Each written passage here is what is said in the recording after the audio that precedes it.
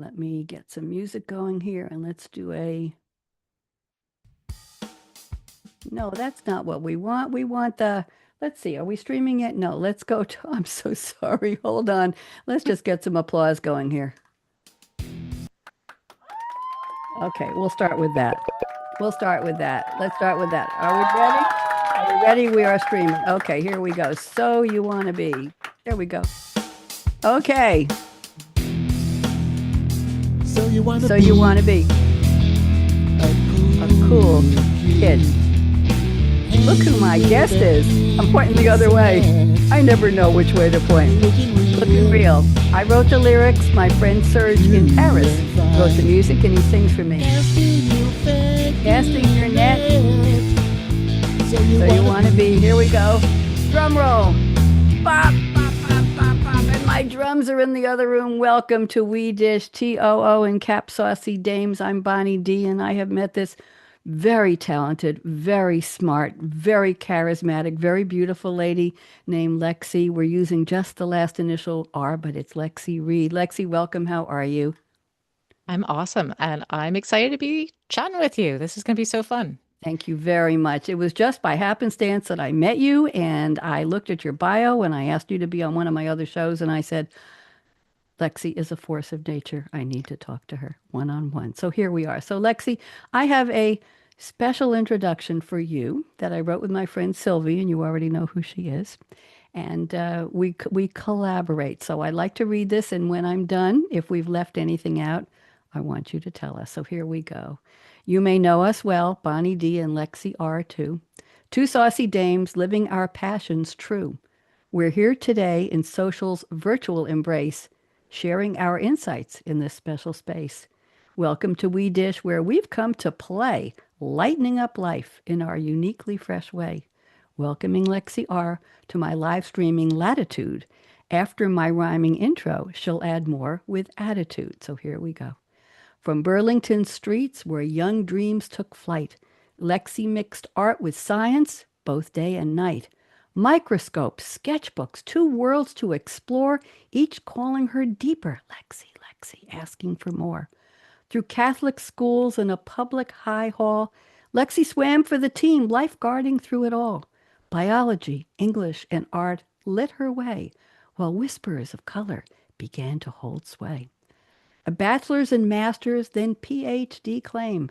In plant molecular biology, Lexi made her name. GFP proteins in plant cells would glow, but the creative spark whispered, Lexi, don't let me go.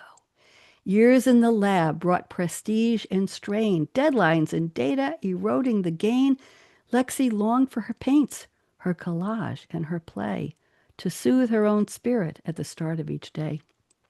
The pandemic stillness brought clarity near. Create not for product, but for presence sincere. Abstracts and collages, bold colors that sing. Mindfulness woven through each painted thing. Lexi crafted small exercises, simple and kind, for busy STEM women with an overworked mind.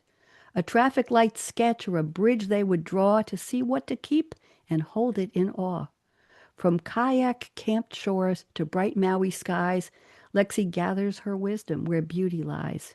Nature, reflection, and art interlace in her coaching, her blog, her safe creative space.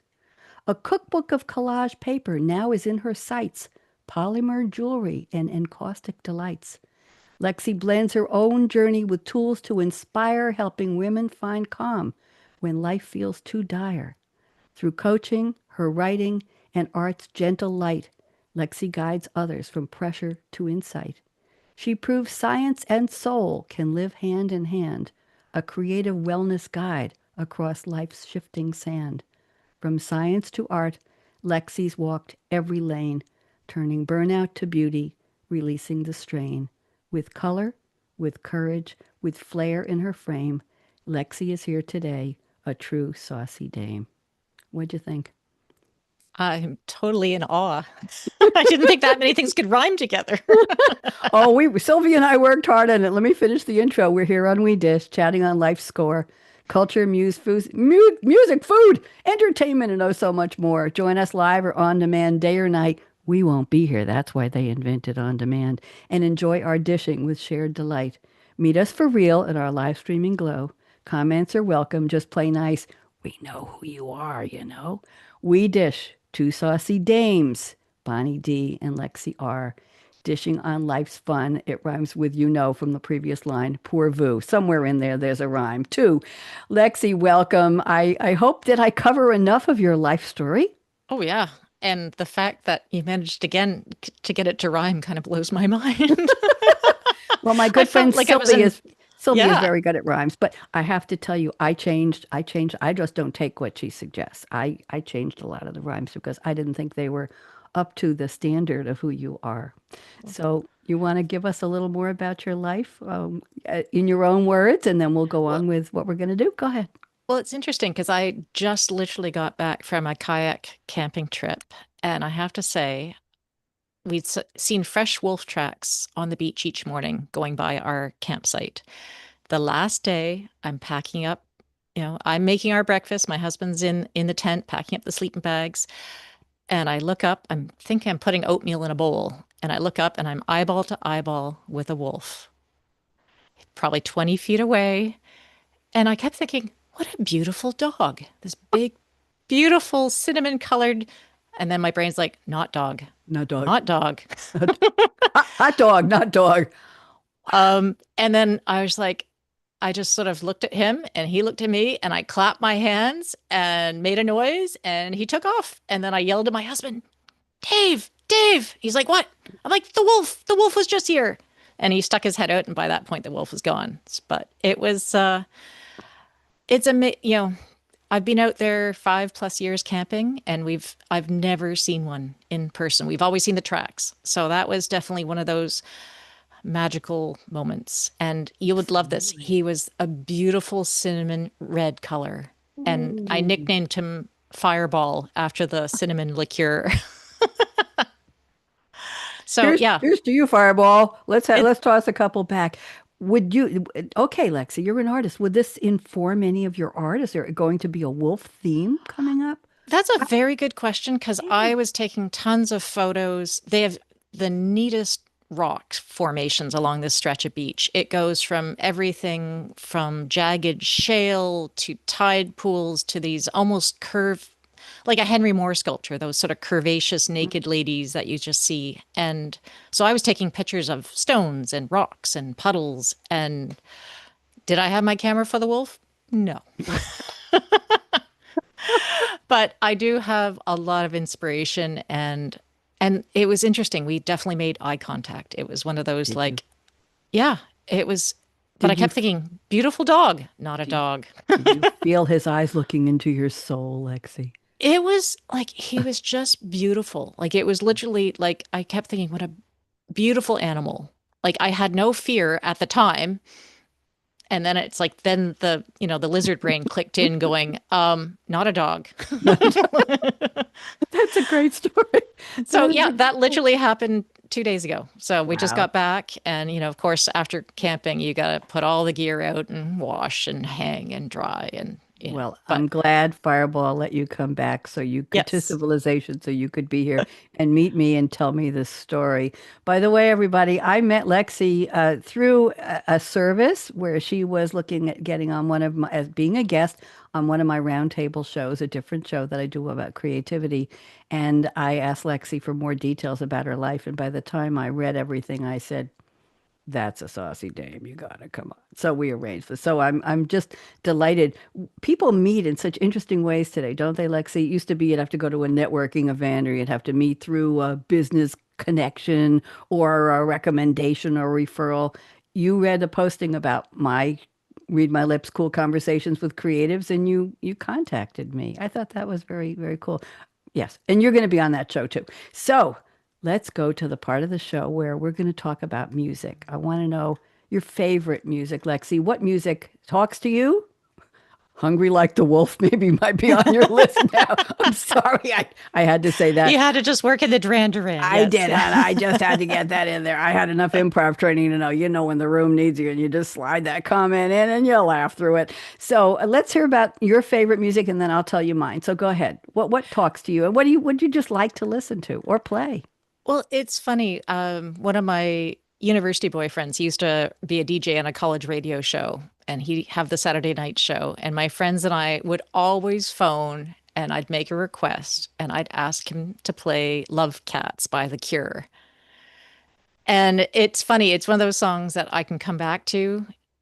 I listened to it in high school, I listened to it in university. I Can you hum still, a little bit? Can you hum a few bars? I don't know the song. oh, geez, now I can't. I'm not I'll musical. I I'll have to like, go find but it. yeah, I'll it's go it's find like we moved like caged tigers is one it. of the Ooh, lines, and you just ooh. picture, in Lady and the Tramp where there's the Siamese cats. And Mm-hmm. they move around the dogs and they're like, we are Siamese, if you please. Yes. It's that imagery. Like when I hear Ooh. love cats, I picture those two Siamese cats. So that's a recurring favorite. It's one I can come back to.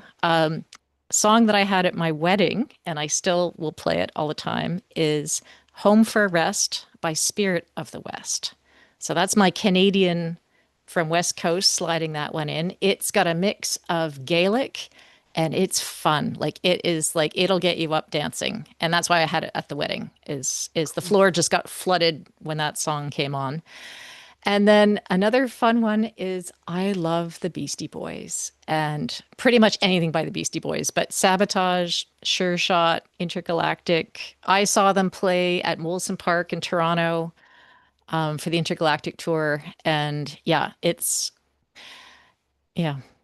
So I have an eclectic musical taste, but I do like things with a beat and rhythm and something I can dance to. I would say so. Very interesting. You say you're not musical. Have you ever played an instrument, even in school band? Anything in the past? Closest thing is I had to take recorder lessons in school. Is there such a thing? There is such a thing. It was, I think, the cheapest musical instrument the schools could get students to get. And Oh dear, that is fun. I played the flute in the school band in okay. junior high school, but I became a drummer a few years ago, and I Ooh. drummed an MC for a 12-piece Motown band when I was living in North Carolina, and we did cover songs of the Motown, and I had my own Latin band too, and it was just a lot of fun. Now my drums are sitting gathering dust in my little red boots. I wear them all the time, and the sticks are sitting there, and I got to remember to go play once in a while. So there you go. I want to share some of my music with you. And I don't know if you know any of these songs, Lexi, but we're going to take a chance here. I like some of the anthem songs over the years. I think you're maybe familiar with Cyndi Lauper's Girls Just Want to Have Oh, Fun. yes. Of course, you've heard about that. And then some independent songs. You Don't Own Me by Leslie Gore. Remember that? You Don't Own Me.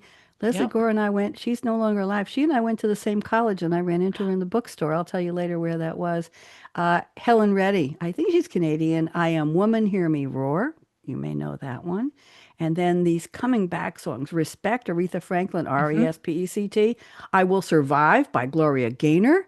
Hit Me With Your Best Shot, Pat Benatar. You can tell where this theme is going from. And then the one that caps off that series is Patti LaBelle's New Attitude. I got a new attitude. I think that's what we need to do sometimes. Bill Medley from Dirty Dancing. I've had the time of my life. I'm still having the time of my. You've Yep. heard of that, yes? And Yep. then, well, there was a you may have heard of the disco queen Donna Summer, Hmm. and I did some. I was teaching disco line dances and hustle with a professional partner when I lived in Oregon on the west coast of the United States.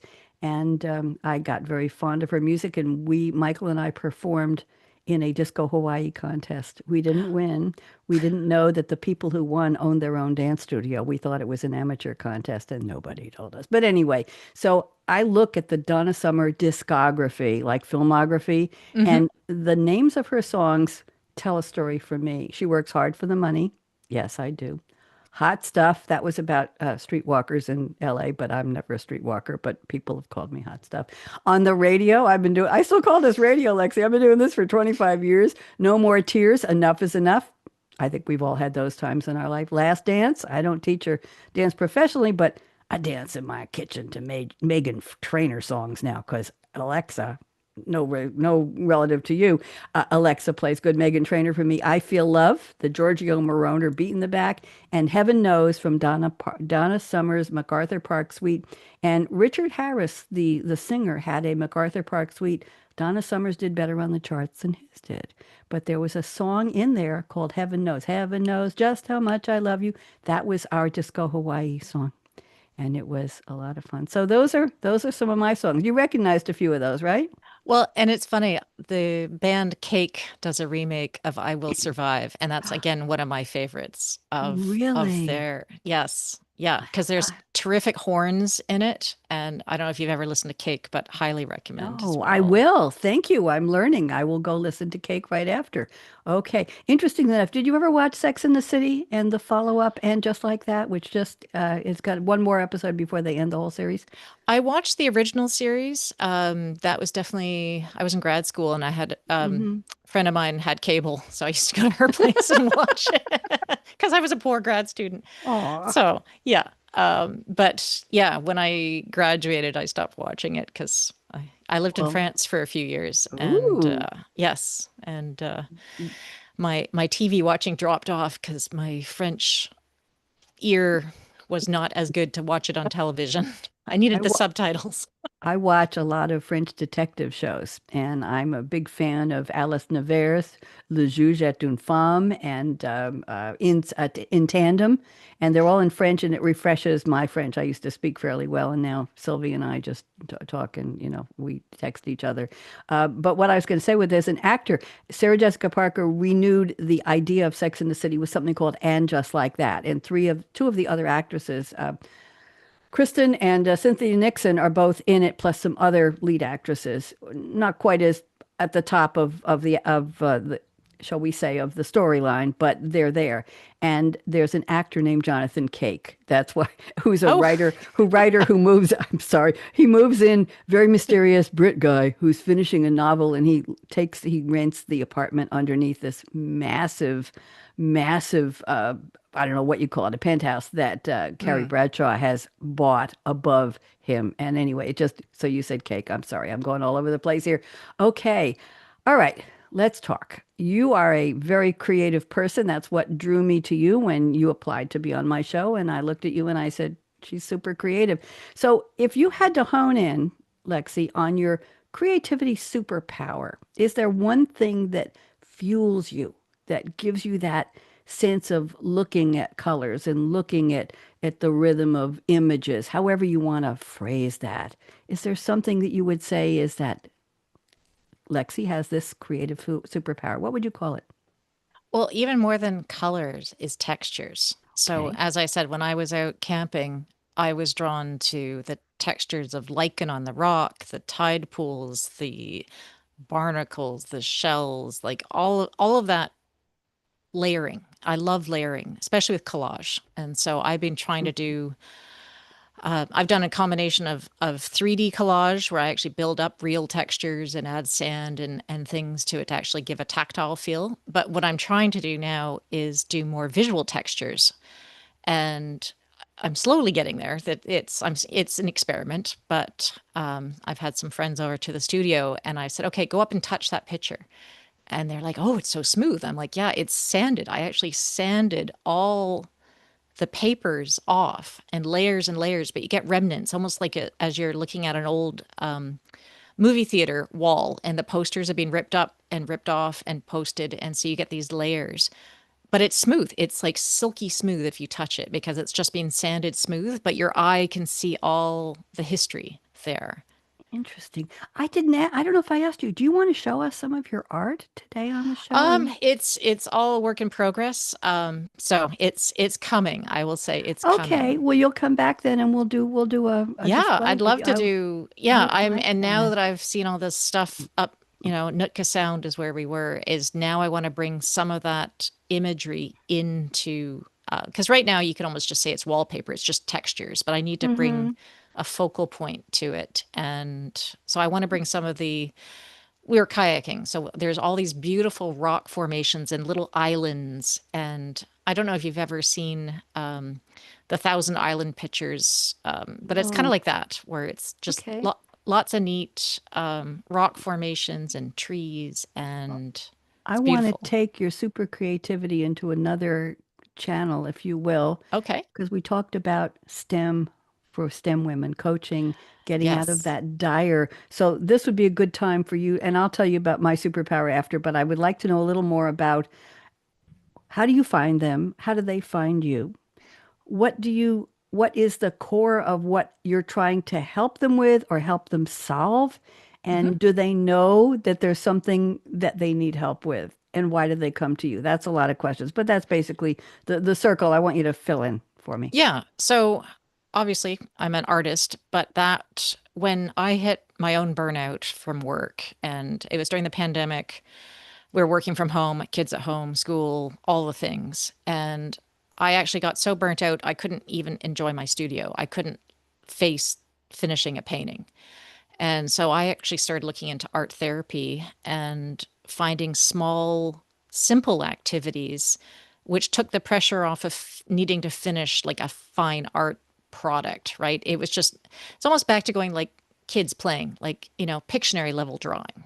And that helped me. It was a small win, right? There was no pressure, there was no need to make it look good, any of that. And I started developing more of those, what I call a creative toolkit. And I moved from doing sort of my sciencey, regulatory, hardcore stuff into being what I term a creative wellness coach.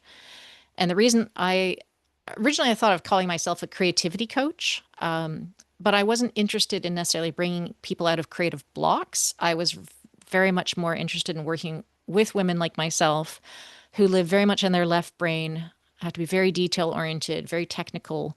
They don't let themselves be creative. They may have been creative in the past, they put it on a shelf, don't have time for it.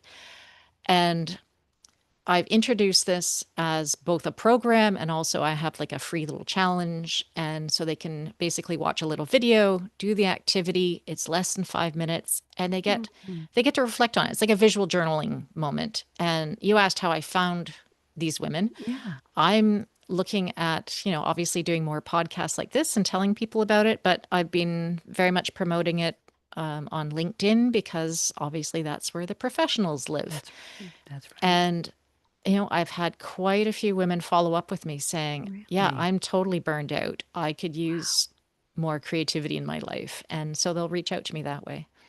I like the use of the honest use of the word burnout versus stuck. A lot of people over the years, I hope I'm not offending you in any way, but a lot of people over the years that get unstuck. You are stuck. I'll help you get unstuck. They're coaches, they're counselors, they're therapists, all that. And burnout is such a more visual word to me, Lexi. It's implying, it's basically stating something has been used. Hmm. Something has been used and it's gone. It was there once and it might be something of value that you want to get back. It's to me is a much more powerful creative word than just stuck or unstuck. So I find that interesting. So good point that LinkedIn is where those women are.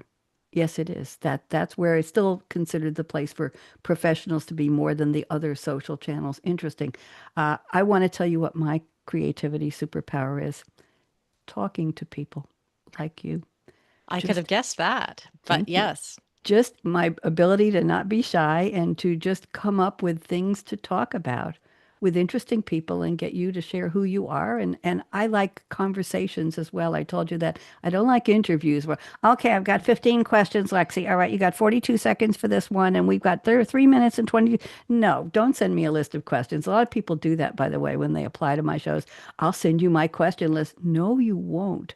You either know how to talk like a real person in a conversation, duh, or you aren't going to be on my show. So that's the way I feel. Now, talking about super, you must need a lot of energy to do what you do. Okay. So, what starts your day? Is it a drink? Is it a food? It could be some people tell me they just don't have anything to eat or drink and they exercise in the morning or they meditate. What starts the day of Lexi? Okay. So now that I'm back in routine, having been away on a beach, which was lovely, no, I get up at 6. I go for a walk with my Aussie Doodle bow. We do about a 5K walk, about an hour walk. And one thing that I'm doing now with that walk is I wear a weighted vest. And you may have heard about this, but for women who are entering into perimenopause, menopause, we have issues with our skeletal muscles. And the idea is that if you do weight bearing exercise, it helps you with your health. And Didn't know that. oh, yeah. So this is it. It's kind of funny. It's just a, a weighted vest. It's about 10 pounds and I just wear it walking the dog. And that's instead of going to the gym and pumping iron. And so I start my day with that. And then I come back and it's been beautiful sitting on my deck in the mornings. So I have my coffee out there. I think you've asked what type of drink I like. Mm-hmm. I have it's a vanilla coffee and I do it in one of those Italian espressos where you put the coffee in the bottom and it steams and makes the coffee basically percolate Interesting. upwards. Up. Hmm. Yep. I heat milk in the microwave and then I basically make myself a latte with that. And I have Nice. two of those in the morning and sit out on the deck. And yeah, that's how I start my day.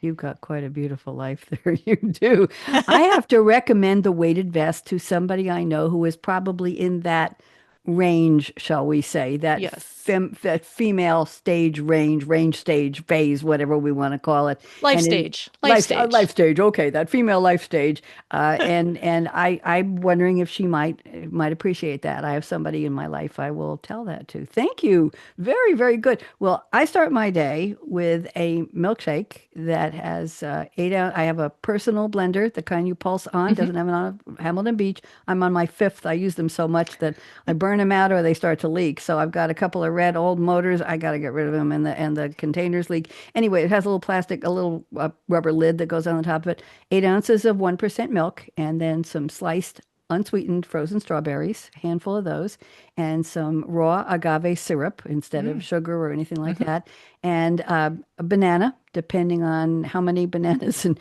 what shape they're in. I buy 9 bananas a week at the store, and I'm the woman in Food Lion in Loudon, Tennessee, who was there for 20 minutes looking for the right bananas because I want to take them home not speckled and not Hmm. so green that you could smash a window with them 10 days later. They have to age appropriately over the course of a week. So 9 in case I need 7, but a couple might be gone. So a whole little banana or half or three-quarters of a big banana. And if I'm really in a good mood, I'll throw a little bit of a sprinkle of cinnamon, maybe Mm. a sprinkle of ginger, a little Hmm. bit, which helps with all kinds of things. And if I'm really being a bad girl, I'll put a little bit of Breyer's old fashioned vanilla ice cream into it. Oh, And yum. then yeah, I know. And then I take the lid off after I finish blending it, and I have a reusable straw that I use the pipe cleaner to clean it out every day, and I rinse it out, and then I use that, and that starts me off, and it starts me off feeling good, and it's sweet, and I know it's mostly healthy.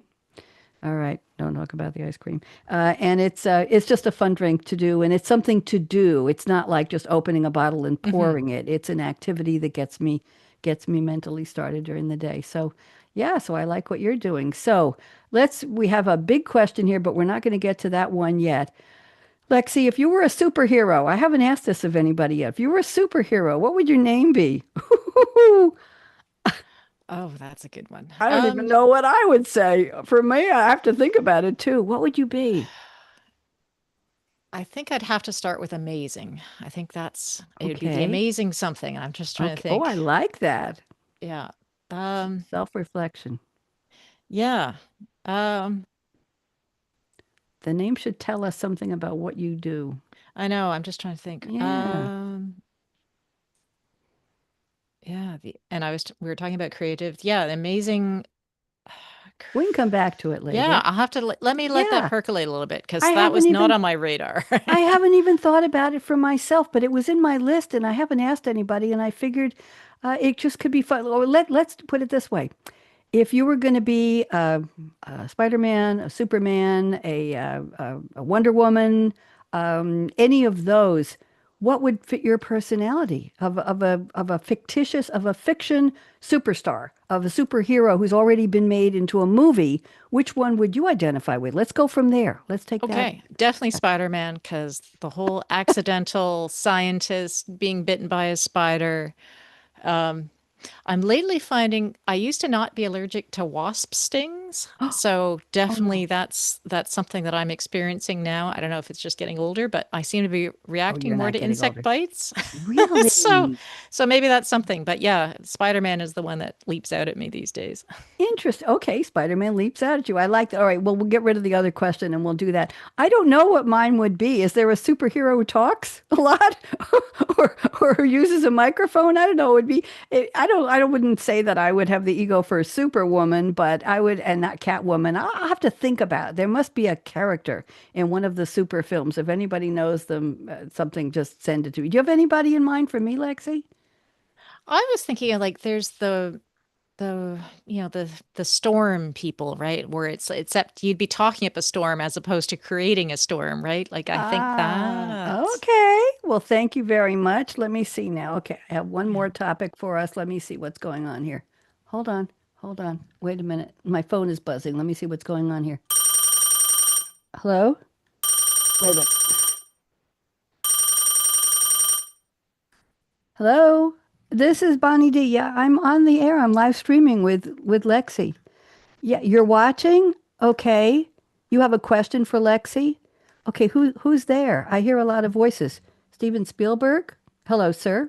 I'm sure she's as much a fan of yours as I am. Christopher Nolan is there? Okay. Wait a minute. Lorne Michaels? Saturday Night Live? What's he doing there? Okay. Aaron Sorkin? Well, we're not talking politics here. Shonda Rhimes. I'm a big fan of Shonda Rhimes, and her characters talk so fast. I love it. Quentin Tarantino is there? Clint Eastwood? Ron Howard? Okay, all right, let's get to the point. What do you want to know from Lexi? You want to make a movie or a TV show, okay, and it's going to be have the lead character based on Lexi's life, modeled after her, but it's not Lexi's biopic. It's not about her, but you're going to use her life. Okay. You want her to pick the director, to pick the genre, action, drama, fantasy, musical, romance, comedy, sci-fi, thriller, time travel, any of those, or she could make up a genre. Well, that would be interesting. Art, that could be interesting. Art Nouveau. Art vintage, who knows? STEM art, maybe that's something. Okay, you want to pick the director, the genre, and you want her to pick the name of the lead character and who will play that character. Okay, can I get back to you, please? We're kind of busy now. We're live streaming. Okay, thank you all. We really appreciate your calling in and we're very flattered. Okay, thank you. Bye bye. Okay, Lexi, we've been given some marching orders here. So, what would you like? A movie or a TV show Well, that has a if I yeah. had to pick a director right now, Terry Gilliam. Yes. Okay. That would be yeah. Um Terry wasn't there. Shall we call back and ask I for was Terry? just gonna say, but or Tim Burton. That's another top fave. Whoa, that's big news there. That's big time. Yes. Okay. Yeah, What do if you we like of Terry Gilliam's that you would want it to be that style?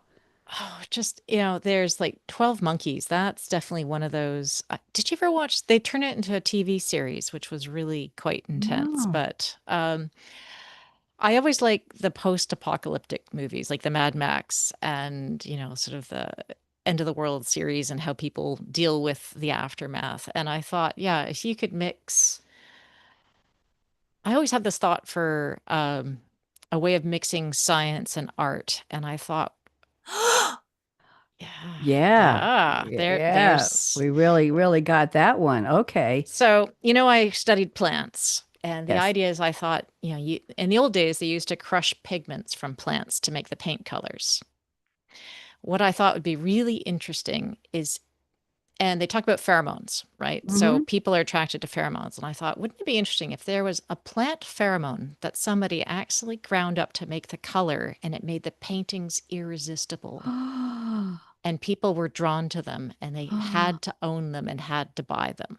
That So that would be was, the movie. yeah, that I've had that as a thought for a story for quite some time. What would the title of the movie be? I think you'd have to pick it with a color. Like it would have to be the name of the paint color. And it could be maybe it's like cerulean blue or, something Okay. where it's one of those. Brent. Yeah, like one of the expensive colors is lapis lazuli because it's Mm-hmm. ground up semi-precious stones, right? So if you could come up with a plant name and maybe Yeah. it's like, maybe it's an orchid, maybe it's a fabulous orchid that somebody finds in South America. Yeah, that would be interesting. So anyway, Okay. those are some of the thoughts that go And through my head. who would play the lead character who would be modeled on your path? Um, that is a great question. It's funny. I've always liked Drew Barrymore. It's Well, she has quite a range, hasn't and she, she over the does. Like years? I love the fact She's that all she can grown up be now. dramatic and funny and she's Yes. played action. So I think she'd be a lot of fun. She'd be fabulous in that. Wow, very, very interesting. And any supporting actors or actresses you would want in the ensemble? Oh, that's a good question. Well, she'd need, I think, a handsome lab assistant Oh, to have the romance and who aspect. would fit that? You thinking of a Chris Hemsworth, or are you thinking he just had a birthday yesterday? Yeah, Uh, actually, it's funny. He played sort of the nerdy scientist in one of the Ghostbuster reboot with mm-hmm. the women. Mm-hmm. That could work. Okay. I did a birthday show yesterday and he was on There my you list. So go. there you go. There Oh, you very, go. very interesting. Okay. Well, that's interesting. Mine would be a sitcom and it would star either Reba McEntire or Bonnie Raitt, the guitarist, and they would have slightly redder hair than mine. And it would be in a neighborhood bar, or it would be, I thought of it would be in an adult ed classroom. I Mm. taught selling and buying on eBay for adult ed on Long Island many years ago. And people come with stories about what they want to sell and what they want to buy. And I thought a show that went into what they have, where it came from, what they want, for whom they want to buy it, what they're willing to bid.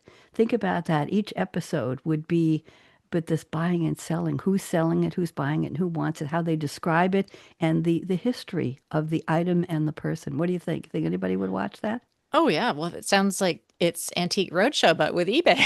Yes, absolutely, absolutely. But it wouldn't be as much about the provenance because these Right. wouldn't be. It might be, it might be a Quirky backstories. Yes. yeah, it might be quirky backstories. It might be, where'd you buy that? That could be the title of it. Where'd you buy? How much do you want for that? Something like that. And it Oh could be yeah. a lot of fun. High-end boots or a briefcase or a first edition book that you got at a garage sale somewhere that you found out is worth thousands of dollars and you hope somebody, that kind of thing. It could be a lot of fun. So yeah, so that would be mine. Okay, so we've taken care of that. And I think we're going to move into the part of the show called Off the Top. And we're going to each share three. Well, in order to do this segment, Lexi, there's an initiation. I didn't warn you about this, but Okay. you have to be able to say this the way I say it. These are our say what stories. Can you say what? Go ahead. Say what? She's good. Okay. All right, you passed. You can do it now. Okay. Okay. Now, so do you want to screen share or do you just want to talk through what you're going to? I think I'm good with just chatting through it. So I do all think three of yours and then I'll screen share for mine. Okay, go ahead. sure. Go ahead. All right. Well, the first one that I was going to chat about is, yeah, 5 inventions you didn't realize came from ancient Rome. Ooh. So I'm a big reader, and this really echoed with me, but they actually had the first bound books. And by bound, it used to be scrolls, it could have been clay tablets, but the Romans were the first to actually put a collection of papyrus and bind the edges, and they called them codices or codexes. Codices are plural, codex is singular. Yeah, so that's the first example of a bound book, which I thought was super cool because, yeah, as I said, I'm a huge reader. The other thing that I thought was really neat from the article is they also made, and again, from my background from doing medical device development, they came up with precision medical instruments. And they actually found Mm. these in Lake Pompeii. They dug them up and they had scalpels, they had surgical scissors, they even had, oh, you'll like this, forceps. So you can Oh imagine dear. what they put those. Don't even. Please don't. Please Yeah, don't. exactly. Don't. Okay. But they did underfloor heating, where they had the aqueducts and they figured out how to heat the water so you'd have nice warm floors to walk on. They came up with the shopping mall. So if you think of all the walled cities, they made walled markets, and that was the shopping mall. And I thought, Interesting. yeah. And the calendar, of course. So good old Julius Caesar put in the Julian calendar, which Yeah. is very similar to the Gregorian calendar, which is what we use now. And it turns out the only difference is how they looked after leap years. Yes, and in the Julian calendar, the people who had birthdays in early October didn't get to celebrate them every once in a while because Julian can't handle that part of the calendar. So Gregorian, I do this on my Monday show. Gregorian came along and he said, "I have an idea. We're going to have a leap year every fourth year and add one day, and it's going to align with the moon. Everybody gets their October birthdays back." And his mother said, "You're so creative, Grego." There we go. That's my little story. Please go ahead. I like that. That is a great.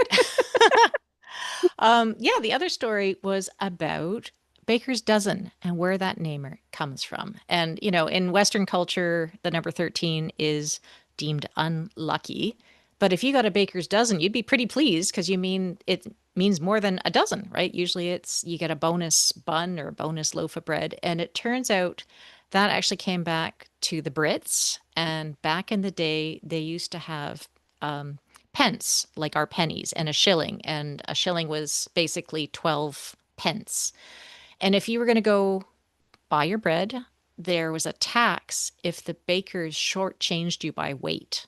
And so the bakers didn't want to have to pay this extra tax. So they, rather than gambling that the weight was correct, they just threw in an extra loaf of bread. And that was where the baker's Clever. dozen. So Very clever. that would be the Brits. And last, again, in the UK, in Coventry, is whether Lady Godiva was real. Was she? Well, she was real, but whether she actually did her ride naked through the town is up for debate. And so the story goes is her husband had been taxing their people quite heavily, and she thought this was, she wanted to look out for the little people, and she said, can we reduce the taxes for our people? And he said, yeah, yeah, of course, if you ride through the town naked. And she said, okay, I'll take you up on that. And she asked all the townspeople to shut their windows. And she rode through the town, covered in only her hair. And that also gave rise to the Peeping Tom legend because there was one who looked through his window Ooh, I and see. supposedly was struck blind for doing that because she'd made this sacrifice. And her name actually, Godiva, means God's gift, which I thought was quite What a neat. lovely story. And we have Godiva chocolates and we have all Exactly. kinds of Those are my Godiva things. fave. Oh Yes. yeah, I've been known. By the way, have you ever tried Mrs. C's candies? No. It's a U.S. West Coast brand, and I Okay. used to live in Eugene, Oregon, near the Valley River Mall, which is one of the famous early American indoor shopping malls. And there was a Mrs. C's, and you would go, and everything was white. And they would have a little Mm, tray of samples, and they had very interesting combinations. And there was nothing more delightful than coming home with a little. You got to build the box of whatever you wanted. And nice. oh, just they had Kona mocha chocolates and coconut chocolates and all kinds of flavors. And it was just such a treat to have chocolate from Mrs. C's, S-E-E apostrophe S. And they're still in business, I understand. Oh, I'll have to look them up. Oh, I hate I chocolate. Yes, of course. Okay. Thank you. Those were fascinating stories. I'm going to do a screen share now, and I'm going to share my stories on my screen, and let's see if we can see these. And I picked these because I thought you would enjoy them, Lexi. So first up, talk about women in STEM. There is a 17-year-old girl, she's a little older now, named Hannah Cairo, and she happened to solve a 40-year-old math mystery. We're talking about early woman in STEM here, and I don't know if there was mm, burnout yet. She published a paper disproving this year, 2025, the Mizohata Takeuchi conjecture, which is a problem in, over my head, harmonic analysis, a branch of math dealing with wave functions mm. and how their energy concentrates. Her counterexample not only upended assumptions, but marked the emergence of an extraordinary new mind in math. She was homeschooled with her brothers, and guess what? You've heard of the Khan Academy? That's how she learned, online with the Khan Academy and graduate level textbooks. She had completed a calculus course by the age of 11, Lexi.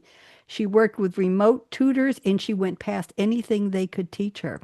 During the pandemic in 2021, she joined the Math Circles of Chicago and attended an elite summer program through Berkeley Math Circle. At 14, her self-constructed curriculum was equivalent to a full undergraduate math degree. This is a 14-year-old girl. She was accepted to California UC Davis, but her mentor's advice, and she enrolled in a concurrent graduate program. Her family moved nearby. Now, this is a good support system. When you say they moved by so she could commute, because you couldn't have a 14-year-old living in a dorm. Nobody would have accepted her.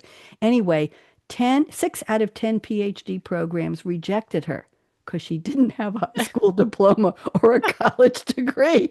And Johns Hopkins and the University of Maryland welcomed her.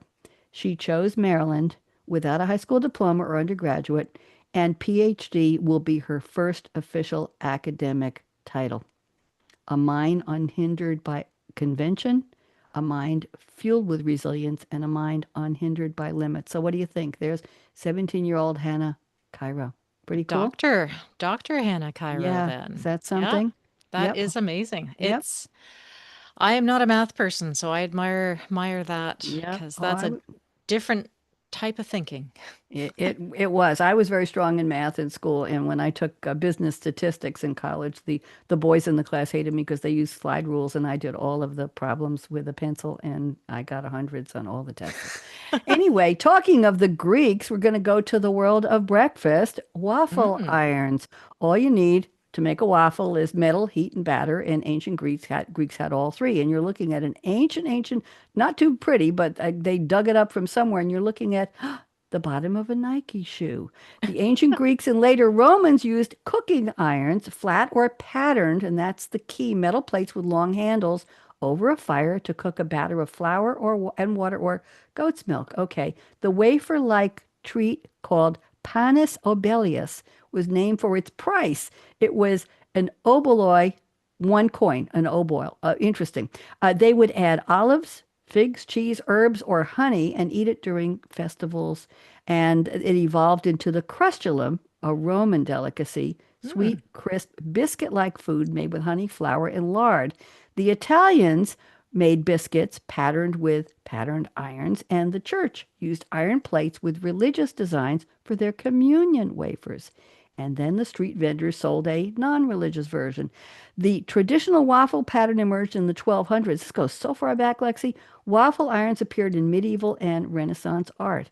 And here we go. Now, Bill Bowerman at Nike was obsessed with making lighter, more efficient running shoes.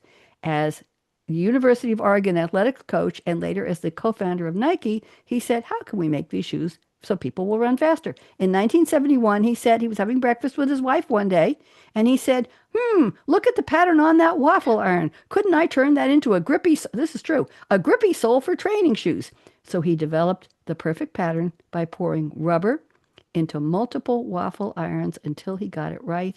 And Nike still sells the waffle shoes today. And there's a picture of the waffle shoes. Interesting. Have you ever seen those or worn them?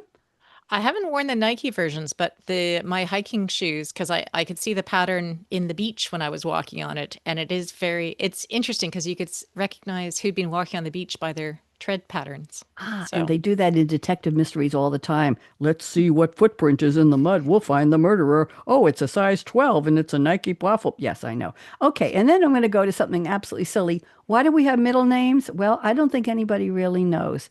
According to a poll by The Atlantic, and I'm going to ask you, only about 22% of Americans, I didn't mention Canadians, think they know the middle names of at least half of their friends or acquaintances. Do you know anybody's middle name, Lexi? aside from my family members, I don't know many of my friends' Yeah, middle names. interesting. I took on the D. My D is the first letter of my maiden name. Hmm. And instead of using my E, my middle name was Ellen, my given middle name, and I never cared for that. So I took on the first letter of my maiden name. So I became Bonnie D, but some people say I'm Bonnie Darling.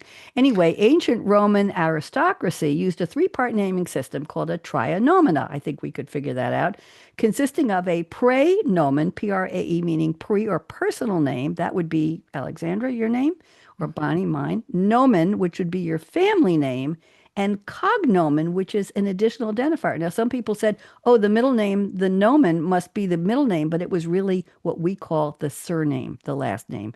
So fast forward to medieval Europe.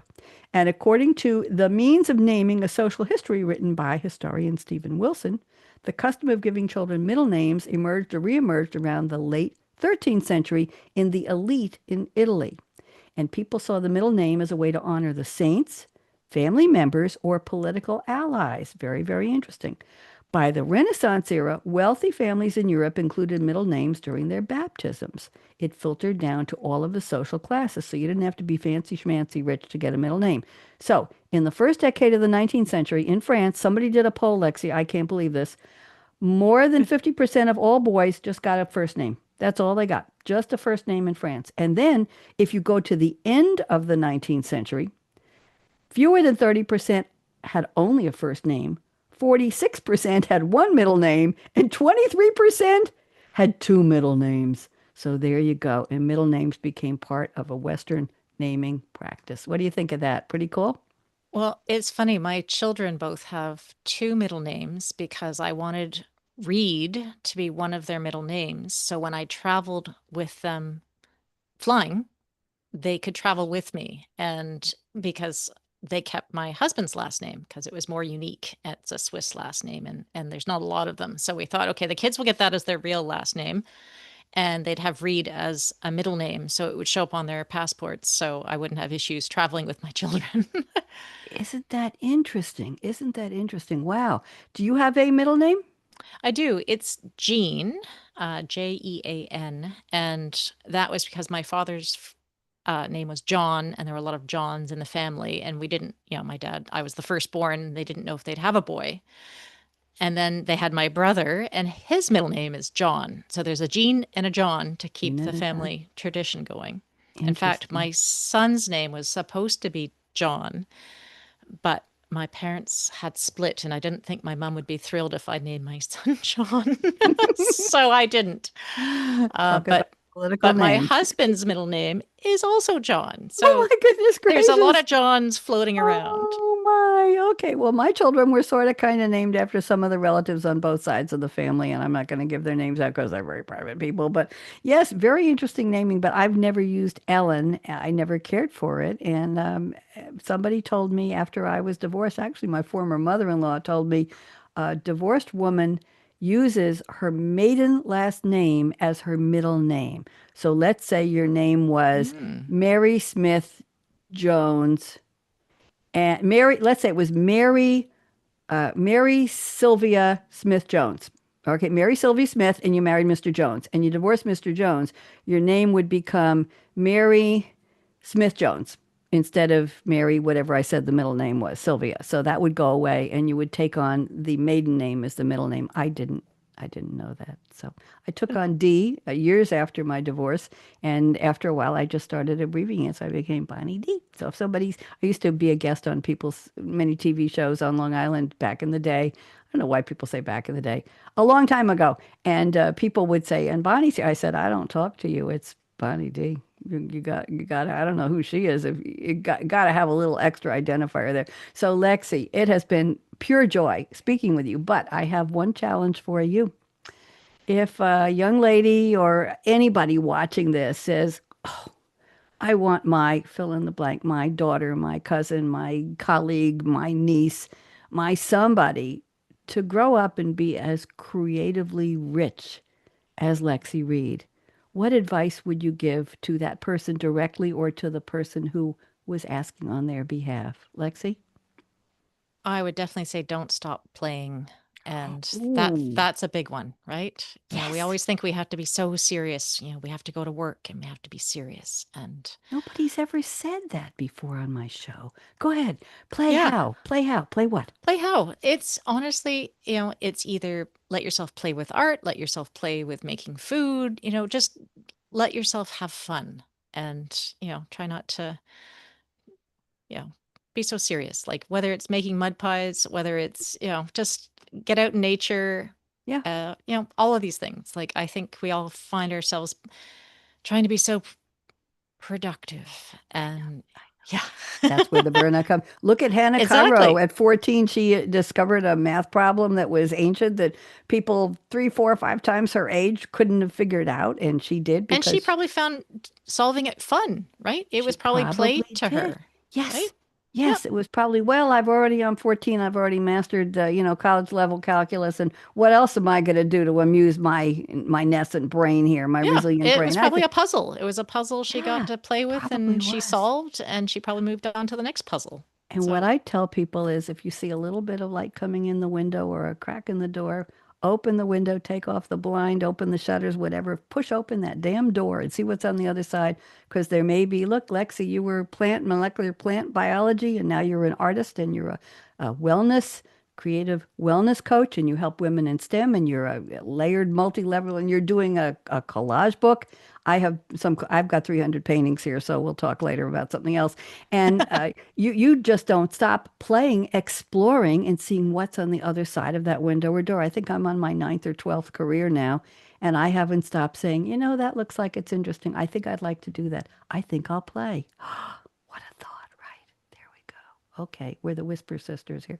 Okay, Lexi, I want to thank you so much, and let's do a round of applause before we finish here. Let's see if we can get this going here.